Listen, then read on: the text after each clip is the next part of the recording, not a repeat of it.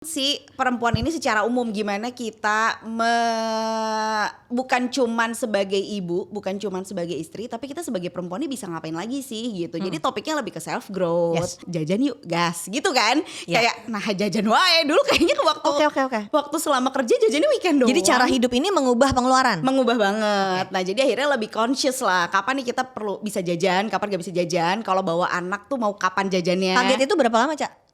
Kaget lama boros banget. Kaget boros itu. Lama Dan duitnya ada ya, ternyata tidak menyebabkan ada. lebih hemat. Iya duitnya ada, abis itu bukannya jadi nabung lebih, kayak udah nabungnya kan udah otomatis Kan aja udah, gitu.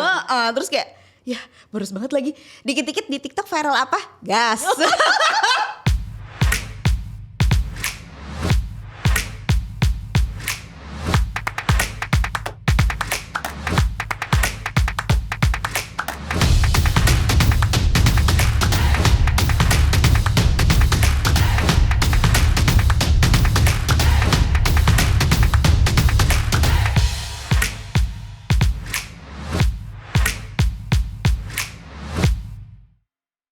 Halo semuanya, saya Ligwina Hananto, Nyonya Rumah. Di acara ini kami siap menemani kalian untuk belajar segala yang finansial, gak pakai ribet.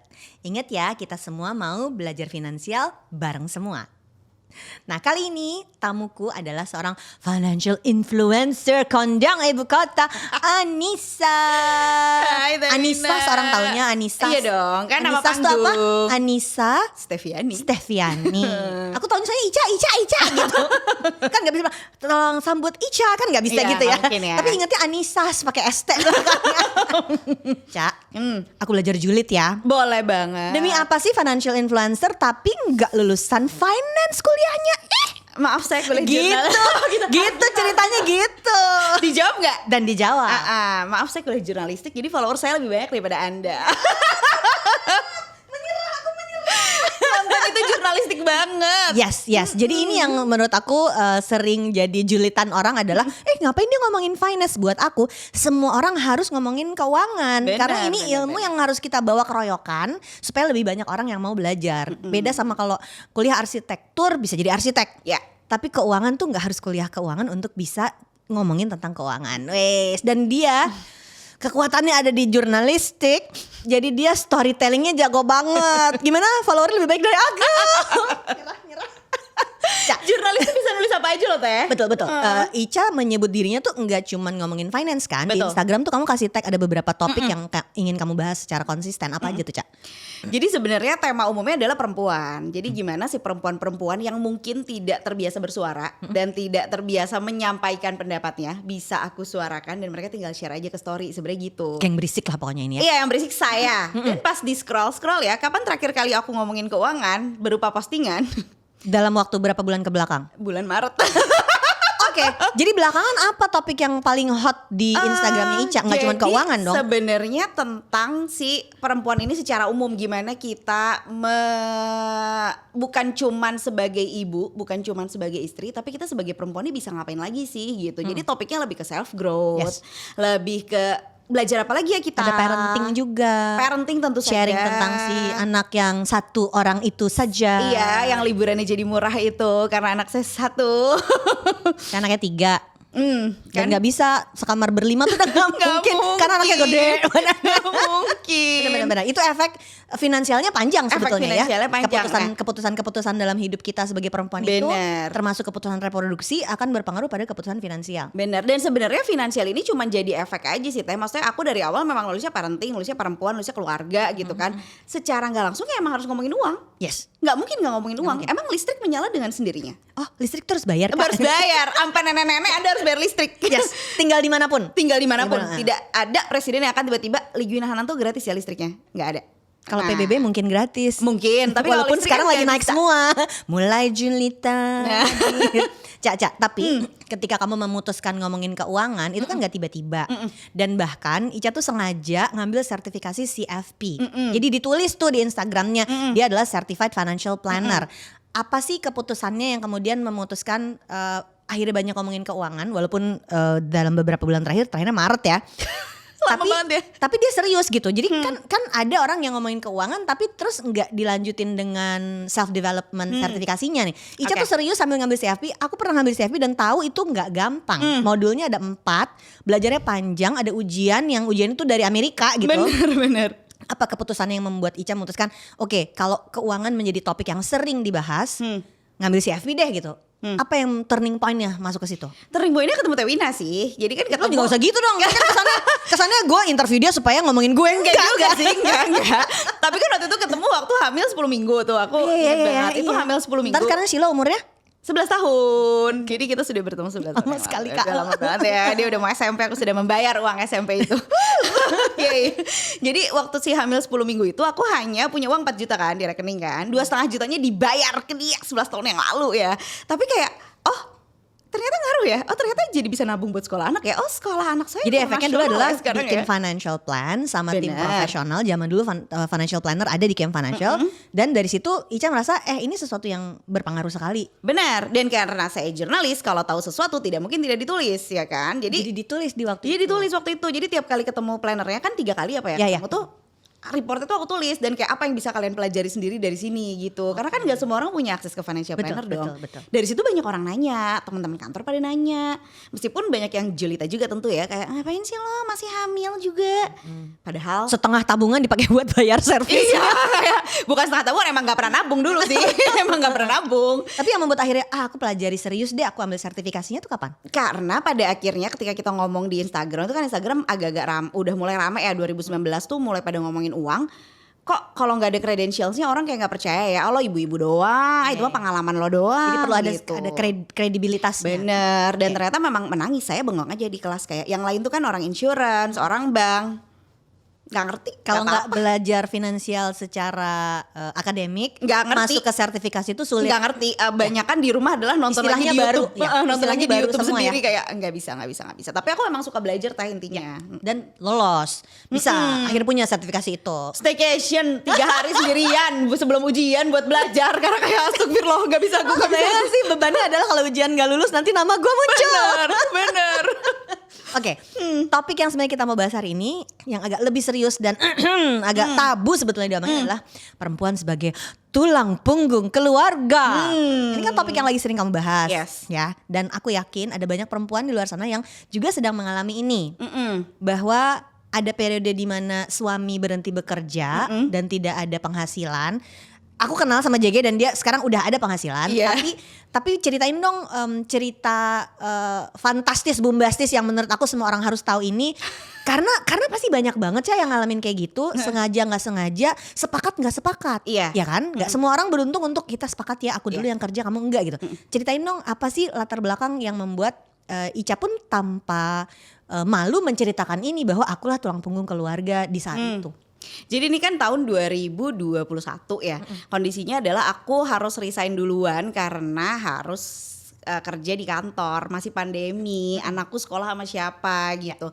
Waktu itu followers Instagramnya kayak masih 60 ribuan gitu, 67 ribu pada saat Banyak, aku guys. memutuskan resign itu. Jadi memang pada saat itu ada triple income sih Teh. Jadi ada gaji dari kantor, Oke. ada dari endorsement, dan sudah speaking buat finance. Oke. Jadi sumber income bukan cuman dari gaji kantor aja. Jadi sehingga Sehingga dihadap proporsinya tuh udah mulai geser juga ya. udah bergeser, bahkan udah lebih gede dari endorse lah, followers 60 ribu gitu daripada gaji. Tapi kan yang namanya terbiasa bekerja dan bergaji, aduh kayaknya gak sanggup ya kalau gak gajian gitu.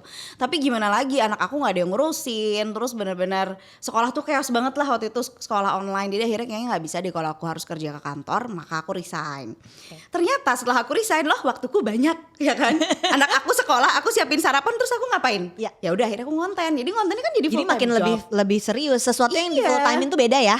Bener, tiba-tiba 100 ribu, tiba-tiba kayak banyak. Pokoknya dalam kurun waktu kayak Komitmen konten itu ternyata mempengaruhi performa. bener banget.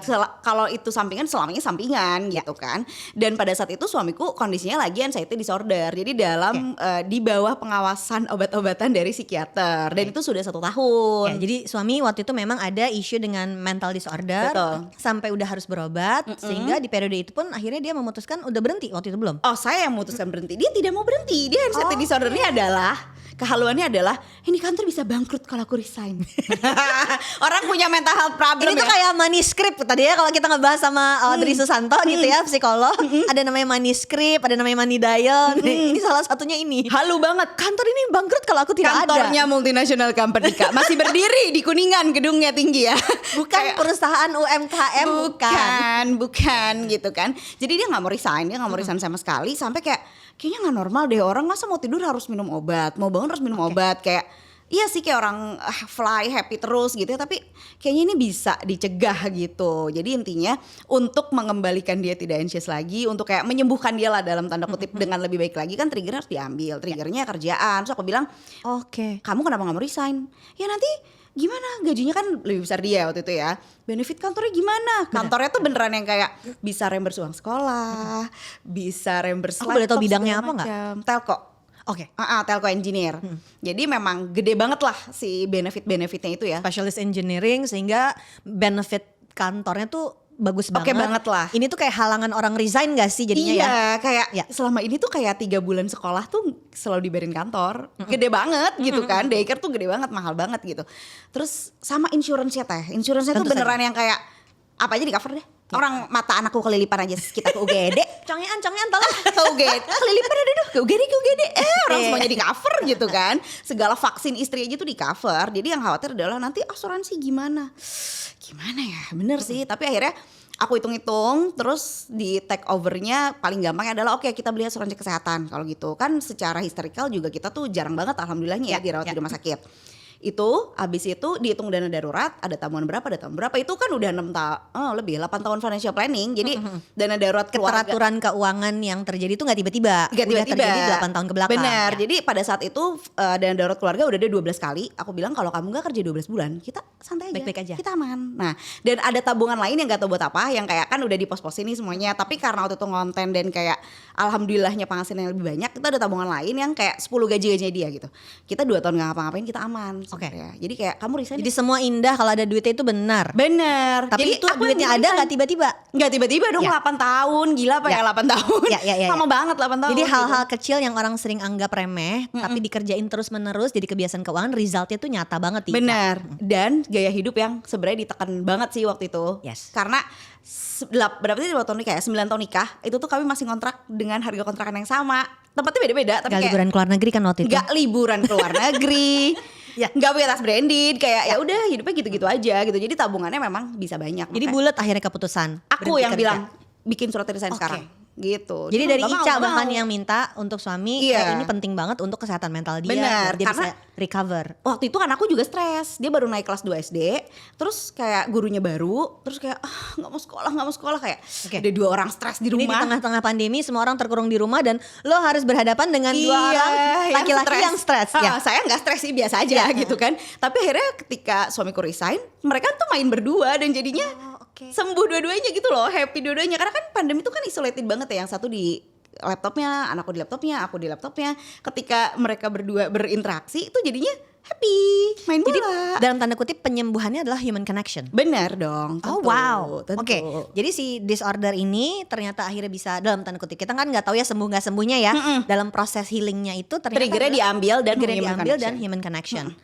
Abis itu gimana, Cak? Kan akhirnya jadinya yang berpenghasilan sendirian dong. Ternyata karena dari awal emang aku nikah sama suamiku kan dia tuh hands on banget ya sama semua kerjaan rumah tangga gitu. Cuman karena pekerjaan tentu dibagi 2 dong. Ya. Siapa yang cuci piring, siapa yang apa. Jadi aku 50%, dia 50% lah.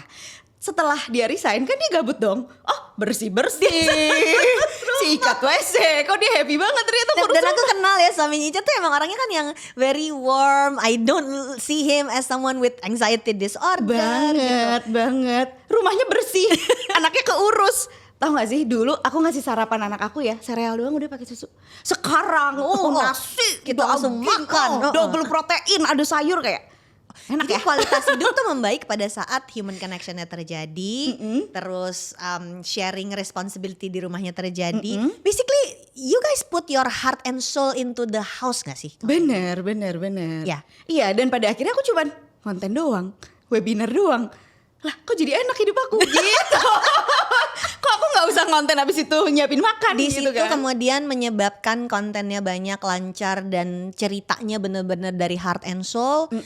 Dan akhirnya jadinya followernya jadi banyak banget tuh dari situ. Dari situ karena memang udah jadi full time, beneran bisa stok banyak banget video dalam sehari gitu-gitu. Ya. Webinar 3 sehari. Mana bisa kalau saya harus masak. Enggak. Karena kan aku nggak pernah punya nanny dan nggak pernah punya driver. Ya. Jadi semua emang dikerjain sendiri kan. Memang kayak ya udah suka aja nih ngurus rumah dan ngurus anak bareng-bareng. Obsesi ngurus rumah apa itu?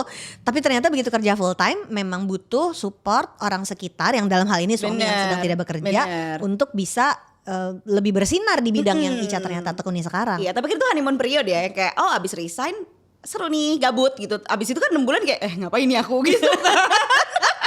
Suamiku kayak ngapain nih aku. Dan nggak mungkin dia diam-diam aja terus-terusan. Gak mungkin, karena kan dia high achiever banget sebenarnya. Jadi Ya. di kantor yang lama tuh bener-bener top performer, selalu yang kayak dipanggil CEO gitu-gitu. Jadi kan kayak ada keinginan untuk achieve lagi kan. Makanya dicari tahu lah, nyari passion lagi, terapi. Pada akhirnya kuliah lagi dengan bidang yang berbeda. Jadi dia menemukan profesi yang lain sekarang. betul. Jadi sebelumnya telco engineer, sekarang dia play therapist gitu. Jadi Ini benar-benar beda banget ya, Ca. bener-bener beda banget. Jadi praktik di klinik-klinik tumbuh kembang. Dan ternyata itu tidak menakutkan. Tidak menakutkan dan uangnya ternyata ada banget. Ada dengan banget jam ya? kerja yang lebih fleksibel gitu. Oke. Sehingga antara jemput anak sekolah jalan, Iya. ngurus rumah juga jalan. Benar. Sampai sekarang masih ngurus sarapan dengan menu yang wadal. Masih double protein tiap pagi. Protein tiap hari. Oke, gimana kita caranya menyusun prioritas kalau kita ngomongin aku sama Ica nih pernah ngebahas dan Ica bilang Teh lebih seru kayaknya kalau ngomongin budgeting itu dari harian, mingguan, bulanan. Kita belok langsung ke topik finansialnya ya. Menurut Ica gimana caranya nyusun prioritas secara keuangannya nih kalau kita ngomongin budgeting harian? Karena dengan sekarang di rumah ada 3 orang dan kegiatannya sangat apa ya, center sama family ini. Pembagian jajan harian, mingguan, bulanan, gak jajan sih itu ya. Udah pengeluarannya tuh gimana ngurusnya? Boros banget ya. Jadi gini nih, Aku berharap ada wisdom. Gak ada wisdom. Keluarnya boros dulu. Nih, jadi kalau faktanya dulu. faktanya dulu. Jadi kalau misalnya kalendernya penuh kayak gini, ini lebih gampang nih. Kita pasti di rumah udah makan, udah segala macam. Tapi ada hari kosong, jajan yuk, gas, gitu kan? Ya. Kayak nah jajan wae dulu kayaknya ke waktu. Oke. Waktu selama kerja jajannya weekend doang. Jadi cara hidup ini mengubah pengeluaran. Mengubah banget. Nah jadi akhirnya lebih conscious lah. Kapan nih kita perlu bisa jajan, kapan gak bisa jajan. Kalau bawa anak tuh mau kapan jajannya. Kaget itu berapa lama, Cak? Kaget lama boros banget. Kaget Lama. boros itu. Lama Dan lumayan. duitnya ada ya. Ternyata tidak Duitnya menyebabkan ada. lebih hemat. Iya duitnya ada. Abis itu bukannya jadi nabung lebih banyak, kayak udah nabungnya kan udah otomatis Kan aja udah, gitu. Terus kayak ya boros banget lagi. Dikit-dikit di TikTok viral apa? Gas. Malah jadi boros ya. Malah jadi boros. Jadi memang pelan-pelan banget tuh nggak bisa nih kayak gini terus nih. Berarti harus ditambahin target baru, ditambahin otomasi baru. Jadi memang prioritasnya pasti beda-beda ya. Mungkin ada orang yang jadinya belanja barang branded gitu karena uangnya banyak. Dan waktu pandemi banyak banget itu terjadi. Bener, atau enggak beli mobil baru gitu. Ya kami mah mobil tahun 2014 aja. Makan weh. Ya, kita semua punya Jajan, dosa weh. finansial masing-masing. Betul. Yaitu makan ya.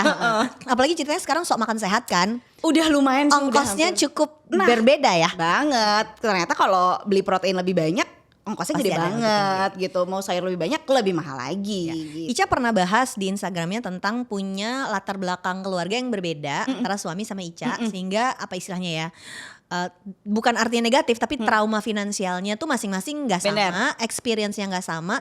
Dan ini pertanyaan semua orang, gimana caranya ngomongin keuangan sama pasangan. Nah, dengan latar belakang yang beda itu masuk ke dalam relationship yang mau nggak mau, kalau dengar cerita kan jadi kan segala dibahas nih ya. Iya. Gimana caranya membuka obrolan dengan pasangan yang latar belakangnya nggak sama sama kita? Ini menarik banget karena diomonginnya sebelum nikah gitu loh. oke, Iya guys, kan? jangan telat ngomonginnya. Iya, kalau diomongin setelah nikah sih menurut aku mendingan ke Audrey ya. Mendingan cari psikolog atau nyari Sebagai konsultan financial planner pernikahan. semuanya menyerah guys. Iya, karena kayak ada wasitnya gitu loh. Jadi Ya. kan kami beberapa kali ke konsultan cuman kayak pengen tahu aja ada yang bisa diimprove apa enggak gitu. Itu ternyata kayak diwasitin Teh. Kita ada topik-topik yang kayak sebenarnya jadi konflik dan jadi dihindari, ada wasitnya. Menurut kamu gimana? Coba menurut Bapak gimana gitu. Jadi ada orang ketiga yang ngeliat ini lebih netral. Benar. Jadi invest ke marriage counselor itu menurut aku oke banget sih untuk ngomongin kayak uang atau ada hal-hal yang Iya, ada selama ini dua kita juga. narasumber, dua-duanya sangat merekomendasikan marriage counselor. Iya, karena aku ngerasain banget meskipun aku gak ada problem yang gede banget gitu ya. Perkara boleh pelihara anjing gak misalnya gitu kan. atau itu ngapain, malas banget gitu kan. Nggak mau dibahas gitu aku. Tapi ternyata pas di marriage counselor, oh ternyata dia bukan mau pelihara anjing, dia cuma mau pelihara hewan, dan hewannya tidak mesti anjing. Jadi ada orang yang ngewasitin.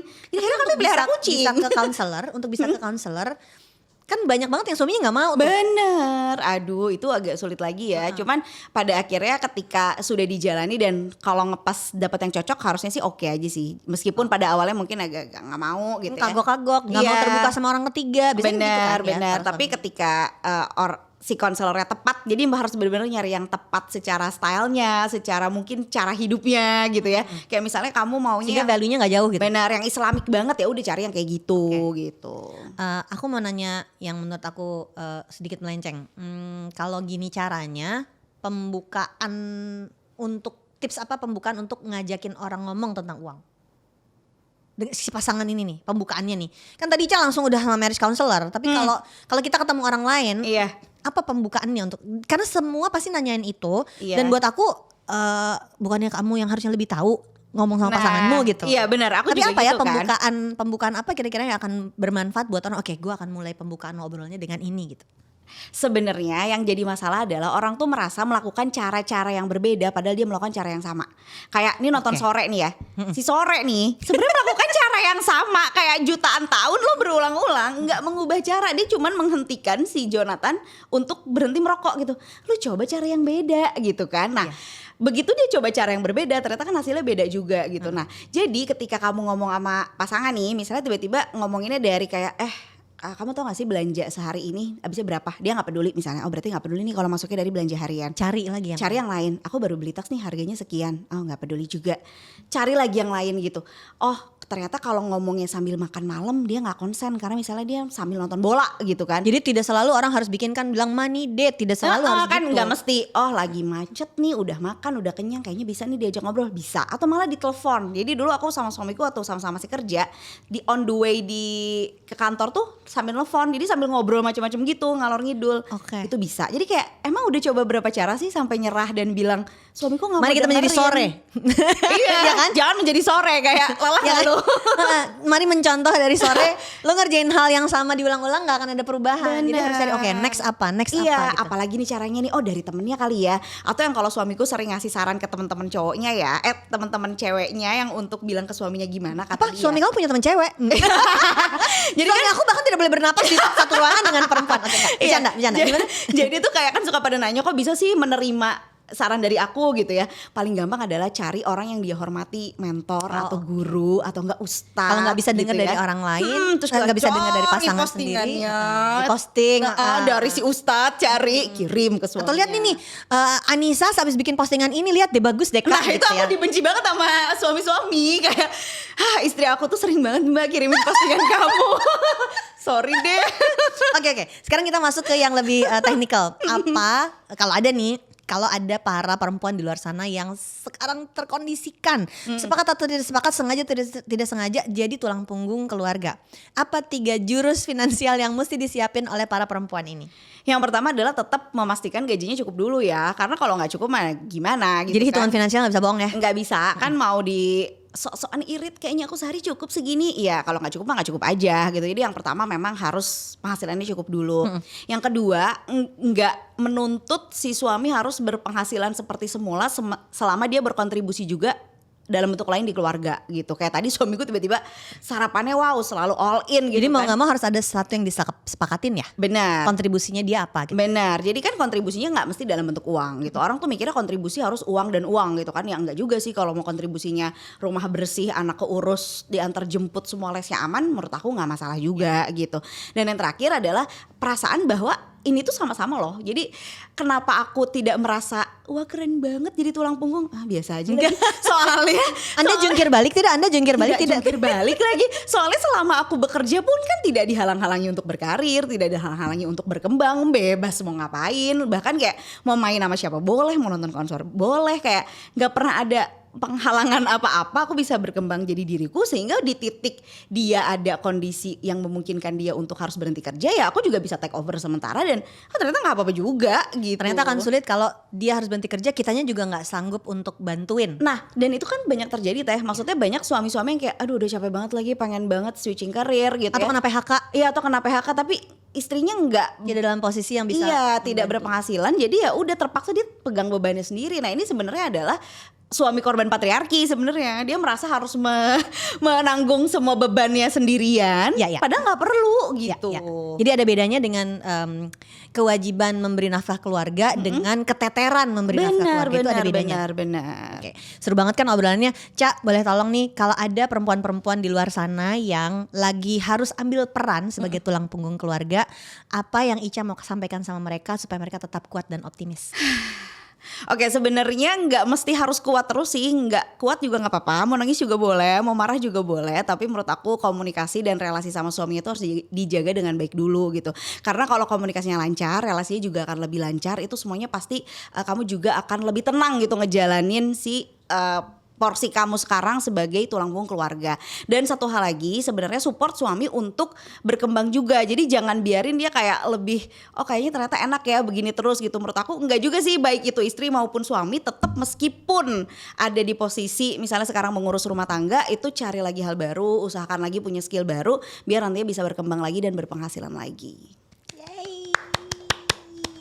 Oke teman-teman, udah dulu nih obrolan hari ini. Ingat jangan cuma didengerin, jangan cuma nonton sendirian. Share sama teman-teman kamu semuanya supaya ada lebih banyak lagi orang yang bisa punya keuangan yang sehat dan kuat. Saya Ligwina Hananto, Nyonya Rumah pamit dulu. Sampai jumpa lagi di acara berikutnya. Jangan lupa ya, tetap belajar finansial bareng semua. Terima kasih.